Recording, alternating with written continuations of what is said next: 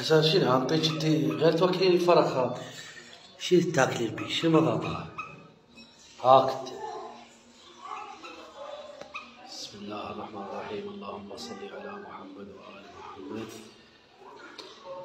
هذا البارحة فقس عندنا هذا الفرخ صغير ما شاء الله، اللهم صل على محمد. وهاي امهاته، هاي بكرية، هاي أول بطن إلها، بس خير من الله. كانت 3 بيضات والله، طلعت 2 بس فرخ مات، لأن هي بعتها غشيمة مو مثل يعني بكرية، يعني أول حلق لها. هسه أنا شوف ساعتها أوكل الفرخ، ما بعتها مو ذاك المعرفة، بس إن شاء الله على الحلق الثاني، على البطن الثاني إن شاء الله الأمور طيبة.